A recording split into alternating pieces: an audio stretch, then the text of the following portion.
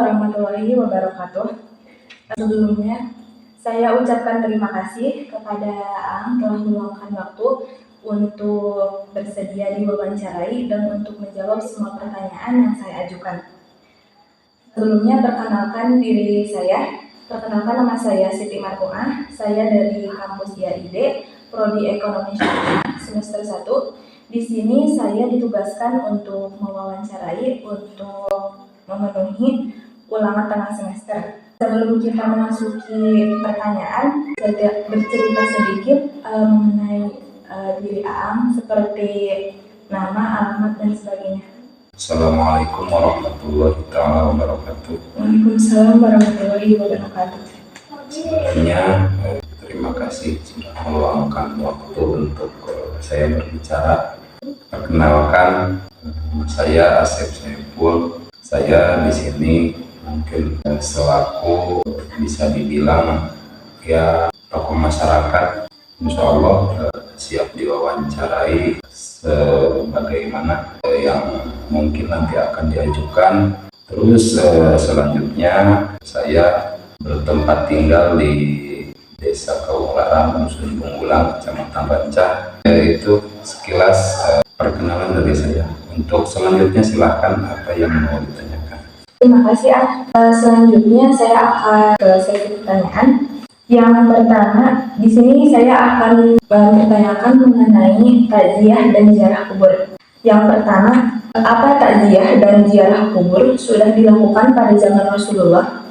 Baik, untuk takziah, pertama kita takziah dulu ya. Takziah dulu ketika baginda Rasulullah Shallallahu Alaihi Wasallam, beliau ketika ke rumahnya bertanya kepada Siti Fatimah, karena memang waktu itu Siti Fatimah keluar rumah.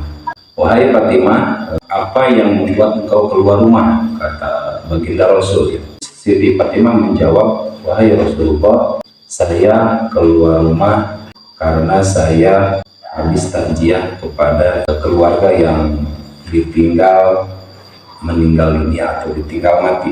Nah, itu hadis riwayat dari Abu Daud ya.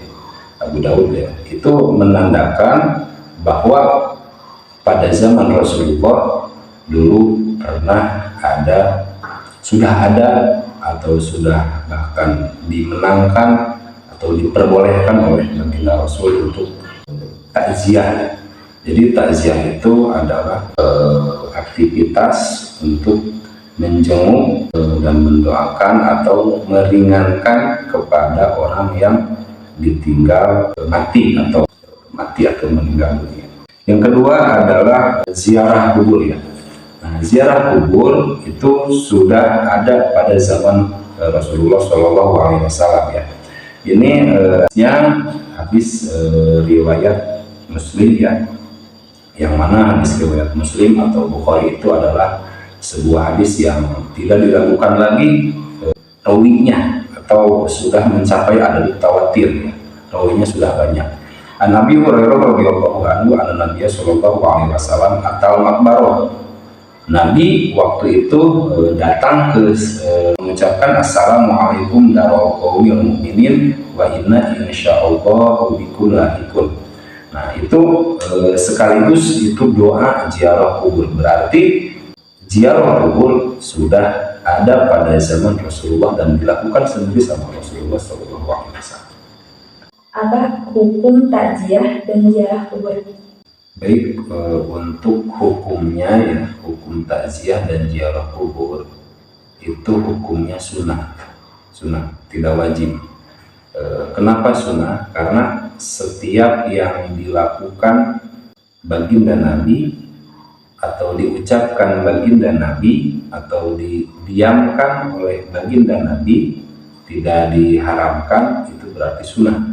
Nah, sebagaimana yang tadi di poin pertama sudah kita bahas bahwa baginda Nabi sendiri itu melakukan ziarah kubur dan bertakziah dilakukan oleh Siti Fatimah dan Nabi tidak melarang, berarti itu hukumnya sunnah.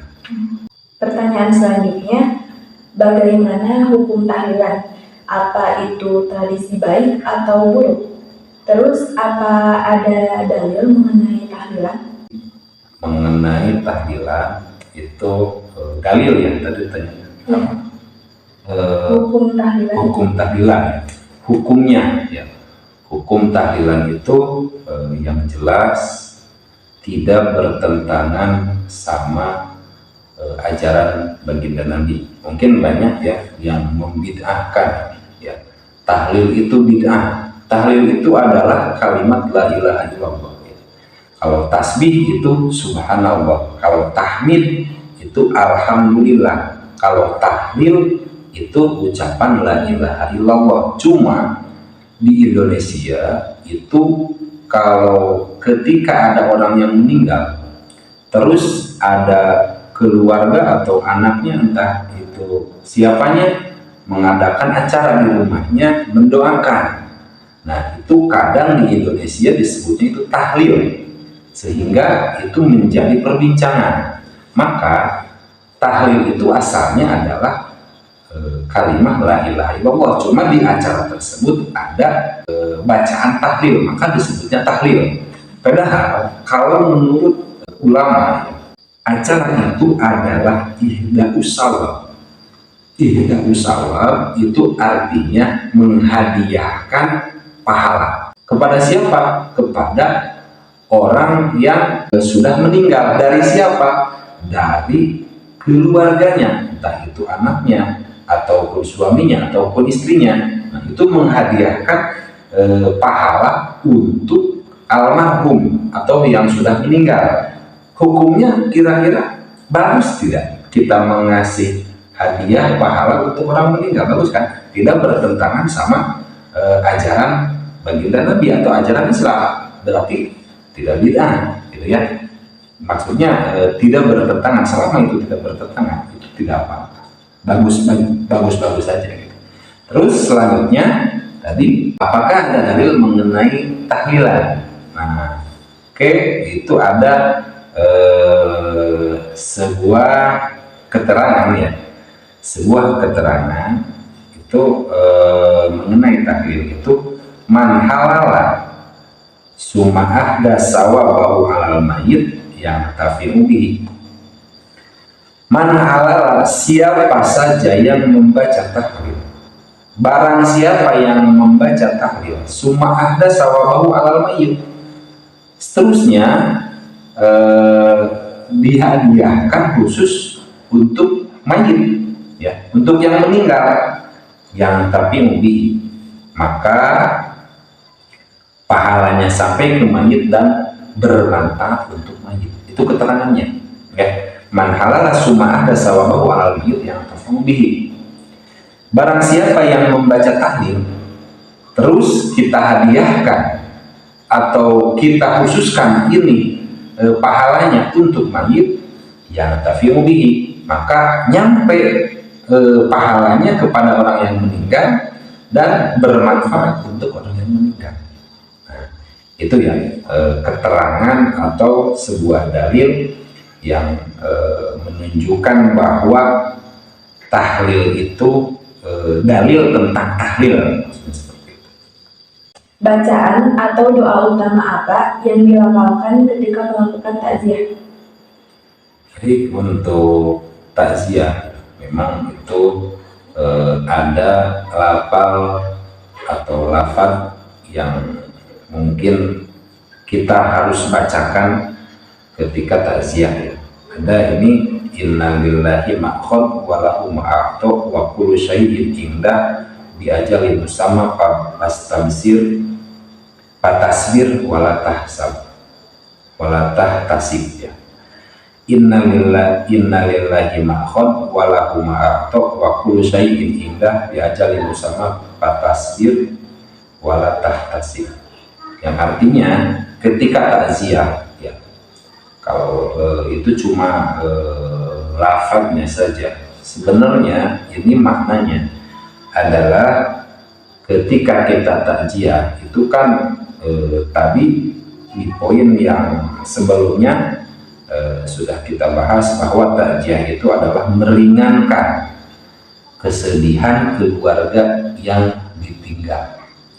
Maka di dalam doanya innalillahi ma'rud walahu ma'abdu, Sungguhnya Allah itu yang mempunyai, yang memiliki, ya, yang memiliki. Walahu ma'ato, beliau atau Allah yang memberi. Wa kullu syai'in indahu bi ajalin musamma, setiap sesuatu yaitu sudah ada kepastiannya.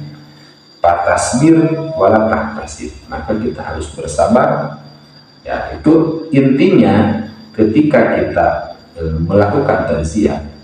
Nah, maka kita yang harus kita lakukan kepada keluarga yang ditinggal itu adalah kita mengasih saran, kita mengasih nasihat, kita mengasih motivasi, kita memberikan sesuatu atau menguatkan dengan tauhid supaya beliau lebih takwa lagi kepada Allah Subhanahu wa taala, bahwa semuanya adalah milik Allah.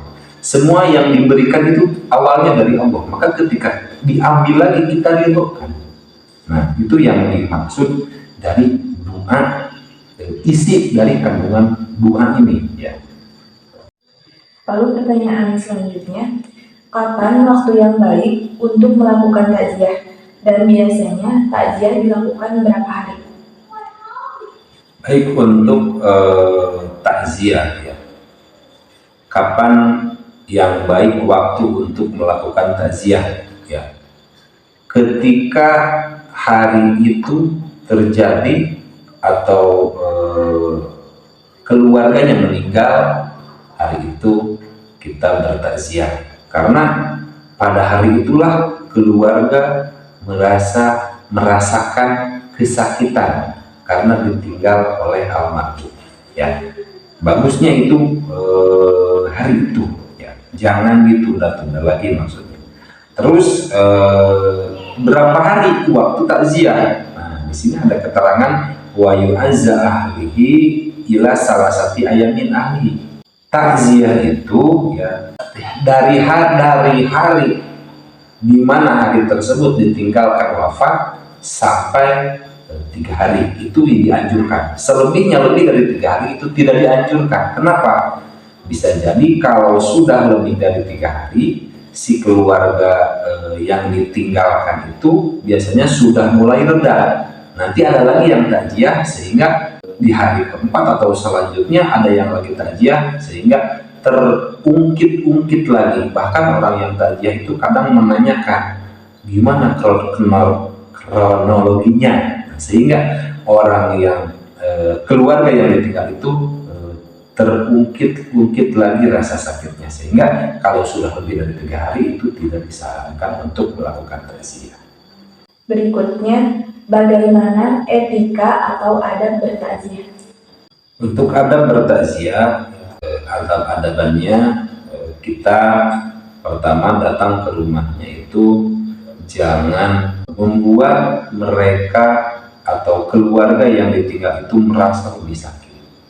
Justru kita harus menguatkan mereka supaya mereka itu jadi sembuh dari kesakitannya. Itu adab yang pertama. Yang kedua, kita mendoakan almarhum, ya, atau yang ditinggal. Terus selanjutnya, kita jangan bergembira di depan orang yang sedang hatinya merasa sakit, gitu ya. Maksudnya kita jangan senyum-senyum di sana, kita jangan memperlihatkan kebahagiaan kita walaupun kita di rumah sedang bahagia, tapi ketika kita masuk ke rumah yang sedang berduka, tidak boleh, ya. Itu adabnya. Kenapa? Karena bisa jadi kebahagiaan kita itu membuat mereka itu lebih sakit. Lalu berikutnya, apa ada waktu yang dilarang ataupun dianjurkan untuk melakukan ziarah kubur? Untuk ziarah kubur itu, ya, tidak ada waktu yang ditentukan atau tidak ada waktu yang dilarang untuk berziarah kubur. Kapanpun waktunya itu boleh. Cuma di kita ada tradisi setelah Idul Fitri biasanya orang itu ziarah kubur, atau sebelum Ramadan. Bahkan itu bulan-bulan tertentu itu ada kebiasaan masyarakat kita itu berziarah kubur. Sebetulnya itu tidak ada waktu yang ditentukan untuk ziarah kubur, kapan pun bisa. Cuma mungkin kalau sebelum Ramadan itu biasanya banyak yang ziarah kubur ke makam ibunya, ke makam ayahnya. Itu kenapa? Karena sebelum Ramadan kita itu ingin mensucikan diri kita, karena mungkin kalau masih ada mungkin kita bisa meminta maaf ya kepada orang tua kita. Nah, karena sudah tidak ada mungkin diganti dengan berziarah. Itu cuma mungkin kemauan kita aja. Kalau untuk waktu yang tentu ziarah kubur atau larangan, itu tidak ada waktu tertentu atau waktu larangan untuk berziarah. Selanjutnya, apa manfaat dan tujuan dari takziah dan ziarah kubur? Untuk manfaat dan tujuan ziarah kubur, ya. Manfaat takziah, ya. Manfaat takziah sebagaimana tadi kita sudah definisikan bahwa takziah itu adalah meringankan rasa sakit keluarga yang ditinggal. Maka manfaatnya itu adalah itu ya, supaya si keluarga yang ditinggal itu segera sembuh dari rasa sakitnya. Terus yang kedua, manfaat ziarah kubur. Kalau manfaat dari ziarah kubur itu sebagian ulama ada yang menyebutkan ada 3 manfaat dari ziarah kubur. Yang pertama, tudzakirukum bil maut, mengingatkan kita supaya ingat bahwa kita itu akan meninggal dunia. Tudzakirukum bil maut. Bahkan baginda Nabi SAW itu sering ziarah kubur. Sering ziarah kubur itu supaya mengingatkan kita bahwa kita juga akan meninggal dunia. Akhirnya setelah kita mengingat bahwa kita akan meninggal dunia, itu akan mempertebal keimanan dan ketakwaan kita sehingga kita lebih rajin lagi ibadah terhadap Allah Subhanahu wa taala. Yang kedua, manfaat dari ziarah kubur itu adalah turikul qulub atau melembutkan hati kita, supaya kita itu dari mengingat kita akan mati, maka hati kita itu akan semakin lembut. Maksudnya ketika hati kita mengingat kematian, maka hati kita itu akan lebih sering mendekatkan diri kepada Allah Subhanahu wa taala, sehingga lama kelamaan yang hati kita selalu keras itu akan semakin lembut. Itu manfaatnya yang kedua. Yang ketiga, manfaat dari ziarah kubur itu adalah tudmiul ain. Tudmiul ain itu adalah mengeluarkan air mata.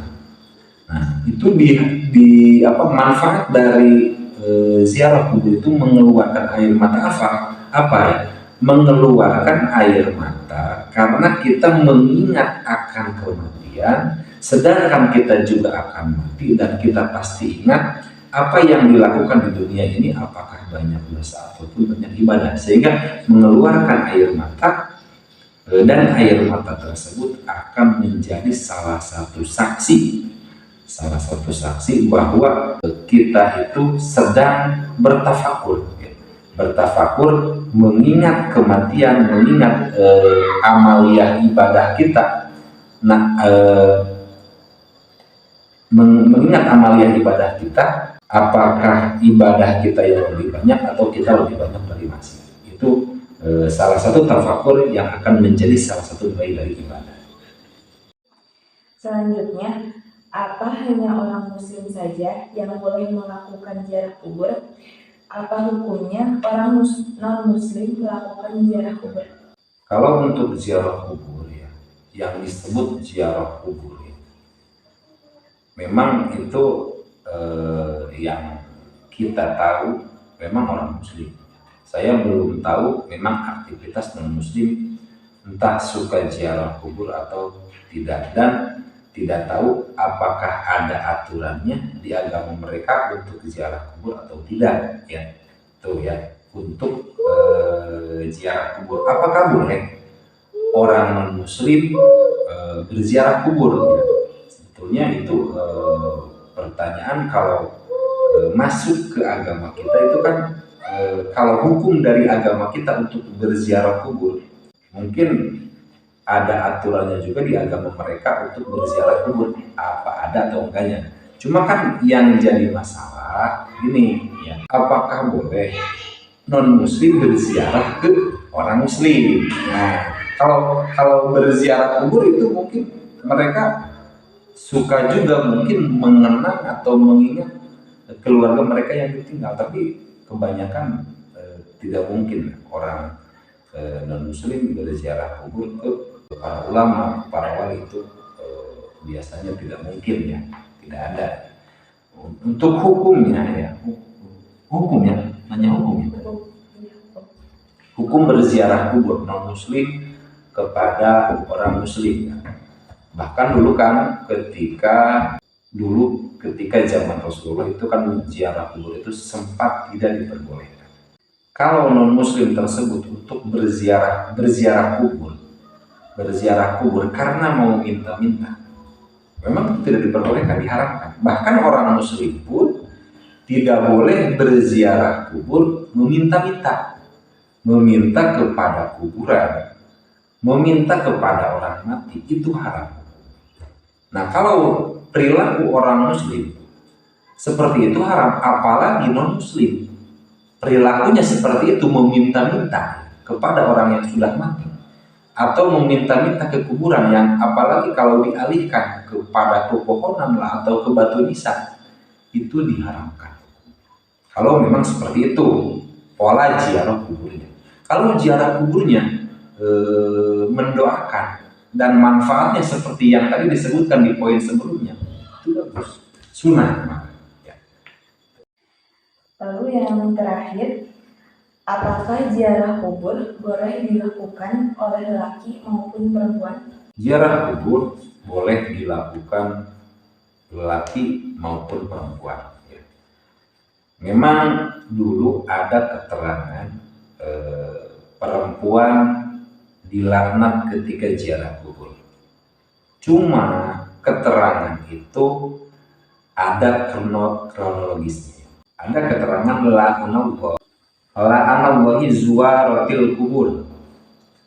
Allah melaknat perempuan yang berziarah kubur. Keterangan ini ada kronologisnya. Gimana kronologisnya? Ketika perempuan berangkat dan mendatangi kuburan untuk menambah rasa sakit, untuk mengingat orang yang meninggal dan menambah rasa sakit, dan terus mengingat-ingat kenangan-kenangan sama yang sudah meninggal tersebut ke belakang, sehingga terus menambah rasa sakit di dalam dirinya. Nah, itu yang diharamkan, itu yang tidak diperbolehkan, itu yang dimaksud la'anallahi zuwar, itu yang dimaksud perempuan dilaknat ketika berziarah kubur.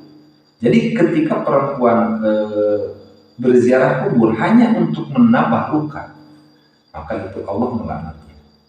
Tidak boleh ya, tidak boleh berziarah kubur dengan pola seperti itu diharapkan, bahkan Allah melaknatnya. Nah, tadi yang kita sudah bahas di poin sebelumnya, yang sunnah itu bahkan tadi manfaatnya adalah kan ada tudzakirul maut, kita mengingat kematian. Terus ada lagi yang kedua itu manfaatnya itu kan thariqul qulub, melembutkan hati. Terus ada lagi tumul ain, supaya mengeluarkan air mata dan menjadi saksi bahwa kita air mata tersebut menjadi salah satu tafakur, atau kita sedang tafakur mengingat kematian, sehingga menjadi mempertebal keimanan dan ketakwaan kita. Nah, kalau berziarah kubur, terutama perempuan yang mudah menangis, hanya untuk menambah luka, mengingat kenangan sama orang-orang yang sudah meninggal tersebut, hanya terus menambah luka, itu memang Allah melaknatnya dan haram ziarah kubur seperti itu. Terima kasih telah menyempatkan waktunya untuk diwawancara oleh saya. Saya ucapkan mohon maaf apabila saya ada salah kata. Wassalamualaikum warahmatullahi wabarakatuh. Waalaikumsalam.